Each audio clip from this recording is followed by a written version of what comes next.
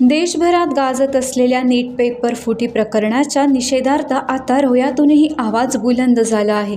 दिल्लीतील जंतर मंतर येथे पर्यावरण कार्यकर्ते सोनम वांगचुक यांच्या आमरण उपोषणाला पाठिंबा देण्यासाठी रोहा प्रेस क्लबच्या नेतृत्वाखाली आज एकदिवसीय अन्नत्याग आंदोलन सुरू आहे. रोह्यातील नदी संवर्धन गार्डन येथे छत्रपती शिवाजी महाराजांच्या पुतळ्यासमोर हे आंदोलन सुरू असून पत्रकार, सामाजिक कार्यकर्ते, विद्यार्थी आणि विविध क्षेत्रातील नागरिक मोठ्या संख्येने सहभागी झाले आहेत. नीट परीक्षेतील पेपर फुटी आणि गैरव्यवहारामुळे लाखो विद्यार्थ्यांचे भविष्य धोक्यात आल्याचा आरोप आंदोलनकर्त्यांनी केला आहे.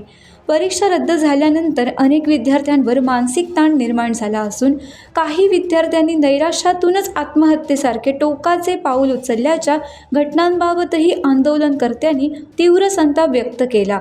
यावेळी नीट घोटाळ्याची निष्पक्ष चौकशी, दोषींवर कठोर कारवाई, केंद्रीय शिक्षण मंत्र्यांच्या राजीनाम्याची मागणी आणि परीक्षा पद्धतीत पारदर्शक व व्यापक सुधारणा करण्याची मागणी करण्यात आली.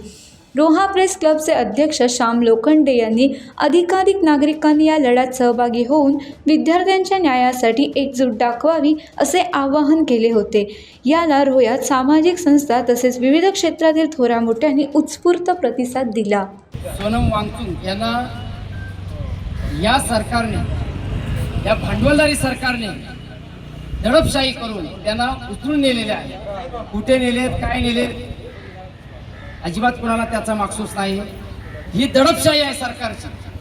या सरकारच्या दडपशाहीचा निषेध, या दडपशाही सरकारचा, केंद्र सरकार दडपशाहीचा. टाइम्स डिजिटलला लाईक करा, शेअर करा, सबस्क्राईब करा आणि बेल आयकॉन दाबायला विसरू नका. Times digital.